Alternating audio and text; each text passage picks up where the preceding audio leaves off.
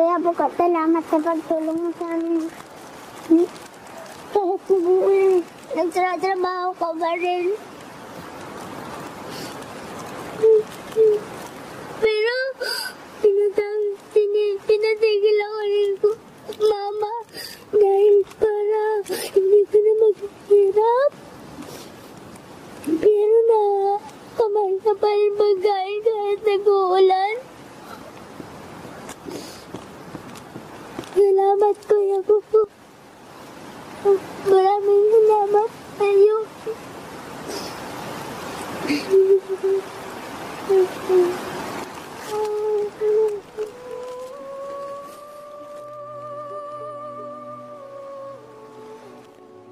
Ngayon na higit nating naunawaan ang totoong buhay ni Bukyo. Ang kanya palang mga pagsisikap ay hindi lang normal na pagpupursigi at kasipagan lang, kundi ito ay pakikipaglaban sa buhay na ang tanging gabay ay ang hindi matatawarang pagmamahal niya sa kanyang nakababatang kapatid na si Antoinette. Bukyo! Kamusta? Inabutan namin si Bukyo na nakikipag-unahan sa sama ng panahon para manguha ng kugon. Nang aming usisain, ito daw ay para sa tulugan ng kanyang nakababatang kapatid na si Antoinette. Anong ginagawa mo ngayon? Nagbububong ka? Para saan? Bakit? Para sa tulugan ni Hiro. Tulugan ng kapatid mo? Dito namin napagtanto ang totoong damdamin ni Bukyo para sa kanyang kapatid. Bawat patak ng pawis ay isang luha ng paghihirap. Bawat sugat ay isang marka ng kanyang pakikipagbaka para sa isang buhay na mas maalwan para kay Antoinette. Ang kanyang pagsisikap ay hindi lang para sa isang mas magandang buhay. Ito ay isang alay, isang handog para sa kanyang kapatid.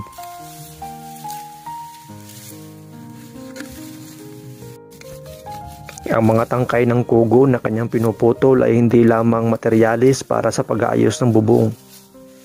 Ito ay mga simbolo ng kanyang pagmamahal. Bawat isa ay isang pangako ng proteksyon para kay Antoinette.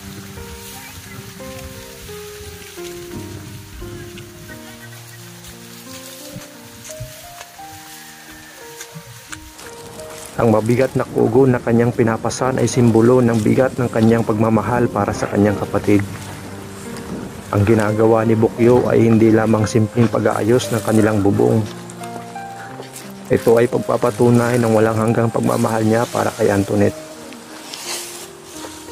Hindi alintana ni Bukyo ang pagod at sakit. Ang bawat patak ng ulan, ang bawat hampas ng hangin ay tila mga hamon na malayang tinatanggap ni Bukyo para sa kapakanan ni Antoinette. Grade 2 lang ang natapos ni Bukyo, pero siya ay isang mandirigma.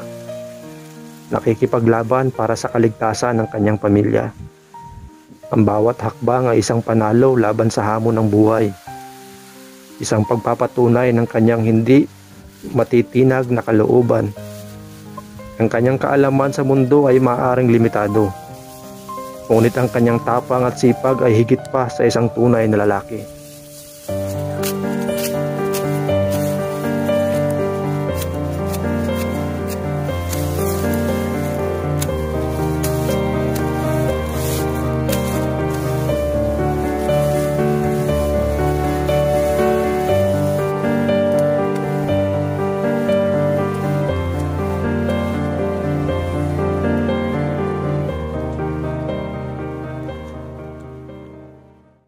Pero ito parang ilang araw na, tuyo na. Pwede na siyang ikabit kahit sariwa pa. Pwede na. Pwede na po. So parang maliit yung kwarto. Wala pang sahig? Wala po. Wala pa. Sasahigan. Anong sasahig mo dito? Kawayan po. Kawayan. Mangunguha ka ng kawayan. Ayos talaga mga kawald. Ganon talaga dito ang buhay ni Bukyo. Nakatira siya sa tuktok ng bundok. Ayan, tanaw mo ang dagat.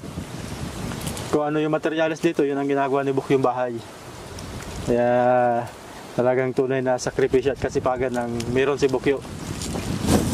Kasi ito mga kabal, napansin nyo, ayan no. ginamit nilang angkob sa bubong, yung naunang kugon. Kaya lang, yan tuyo-tuyo na. Yan po ay gawa sa kugon. Tapos ito naman palapa. Palapa. At bumili rin sila ng pawid. Bali, ano siya? Pinapagtali-tali. Opo. Bilog-bilog, ganito kalalaki, parang walis. Opo. So, hindi talaga madali mga kawal pag kugon. Kasi yan, pagkatali-taliin pa na parang walis. Pero yun kasing pawid, kailangan ng pera para makagawa. Gaya nila Bukyo na wala namang pera. So kung ano lang yung mga materyales na libre. At sa pagkakaalam ko, dati na kami nagbubong nito mga kawal. Mas matibay ito kaysa sa pawid. Mas matagal ito masira. At libre pa. Yun nga lang, nililinisan pa yan. Sa totoo, nililinisan pa talaga yan para mas malinis. Pero kay Bukyo, pwede na yan. Kasi unang-una nagmamadali din si Bukyo dahil maulan. Bali, itong bahay mo Bukyo, sinong katulong mo rito nung gawin mo to? Si mamay po. Sino? Mamay. Mamay mo? Ayun, so kayo ang gumawa nito. Ilang araw nyo rin itong ginawang bahay na to? Buwan din buga po. Buwan din. So kung ano yung mga kahoy-kahoy dyan, Kinukuha mo. magkano nagastos nyo para magawa itong bahay na to? Mga kan po siguro. 3,000 din po. Mga 3,000 para mabuo itong bahay na to. May ilang taon na itong bahay nyo, Bukyo? Nagit 2 taon na po. May 2 taon na. Ayan. Ito talaga, itong lugar na to walang bubong. Hindi nyo nabubungan. Hindi po. Tinapos na. Tapos yan, gumawa kayo ng palapa, kugon, tapos anahaw. Anahaw ba? Marami makakunang anahaw? Dami po. Madami. Kaya lang, nasaan? Ha, malayo. Malayo. So, kaunti lang anahaw nakuha mo. Tapos itong kugon ang pinakamalapit. Tapos lumagan itong palapa. Ayan, kaya pala. Sa ngayon mga kawal, hinihintay natin sila Jess at Jay. Dahil may bibigay tayo kay Bukyo.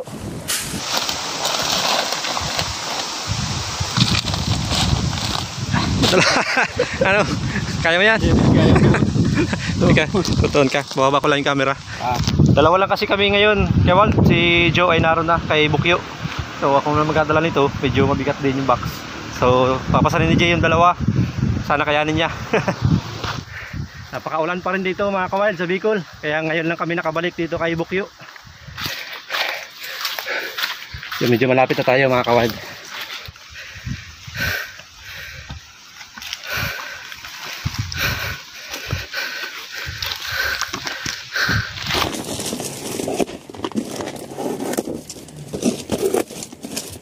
Sa kuha.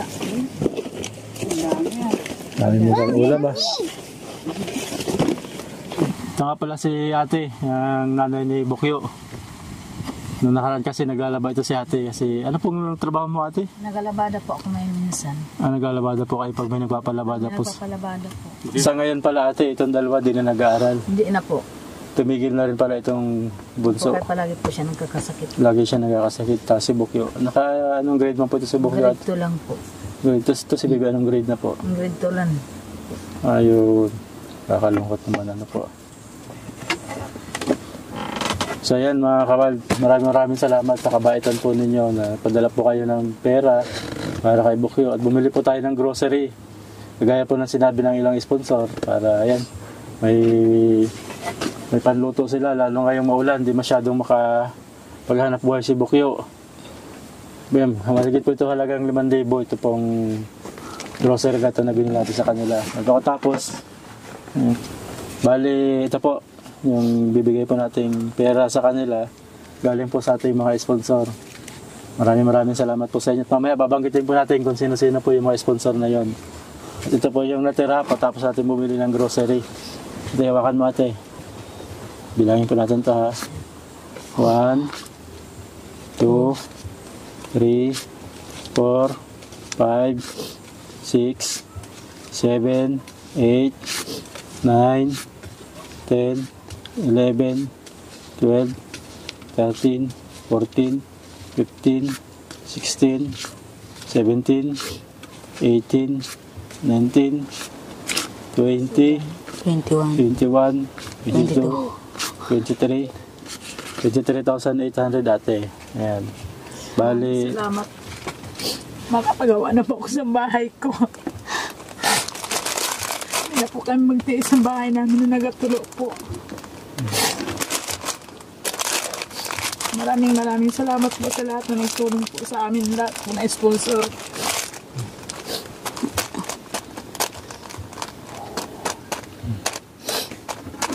Salamat po sa sponsor po na nagtulong sa amin. Yun. At salamat sa pagtulong sa amin. Kahit hindi nagtratrabaho ka ba rin? Pero, pinatigil ako rin ko, Mama, dahil para hindi ko na maghihirap. Pero na, kamay ka pa rin bagay kahit nag-uulan. Salamat, Kuya Kuko. Maraming salamat sa iyo.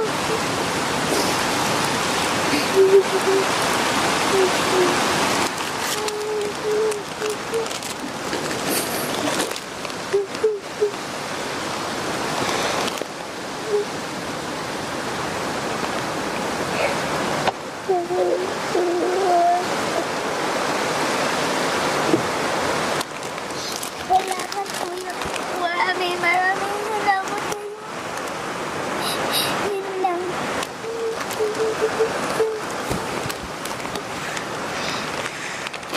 nalipat kung talaga ako ito ay binaiyak talaga ako ito.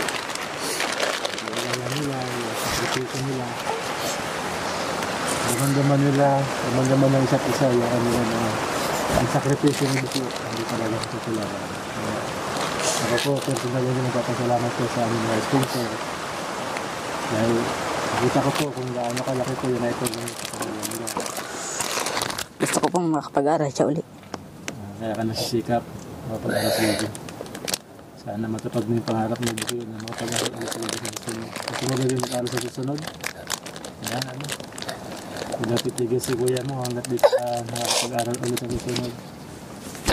At mag-alala at ito pa rin na ni kuya mo. Pangako mo na makapag-aral ka. Totoo, nakakalungkot, kailangan mong tumigil. Pero nalulungkot din si kuya mo kasi gusto niya talaga makapag-aral ka. Mahal na mahal mo ba yung si kuya mo? Hira yun din yun.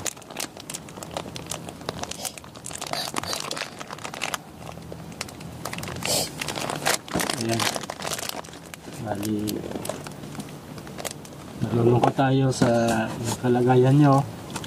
Pero siyempre, masaya-masaya tayo kasi marami nagmamahal sa inyo kahit di nyo kilala. So, ating mga sponsor, ano. Salamat tayo lahat sa kanila, sa kanilang kabutihan. Maraming salamat po, ma'am, sir. Kabutihan po rin sa kanila. Gaano ka kasaya, Bukyo? Masaya ka ba? Masaya po. Bakit? Makakapaayos na po kayo ng bahay. Yun yung pangarap mo, makapagpaayos ng bahay. Ayan, napakarami mabibili niyan na materialis, ano?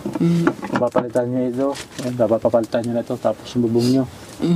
Ayan, so yun yung plano niyo, ano ate? Opo. Plus magkaroon kayo ng mas maayos na bahay, yung hindi lagi nagtutulo. Hindi na kailangan ni Bukyo na magparahanap ng kung ano-ano dyan. Palapa, anahaw, kugon, ano. Sa inyo po, kuya, salamat po. Yan, okay lang po. Salamat din. Pinakapapasalamat po kami sa kabutihan ni Bukyo kasi sa kasipagan niya. Bali, hindi siya tumitigil sa pagtatrabaho, ano po. At siyempre, maraming salamat nga po pala sa aming mga 719. Sa aming mga sponsor. Lahat-lahat po sila ay ito po, kay Sir Noel na nagpadala ng 3,500 na para sa grocery. Kay Princesa McKnight, 4,500. Kay Ma'am Ren, 2,000. At sa kay Ma'am na ayaw magpakilala, 2,000 din.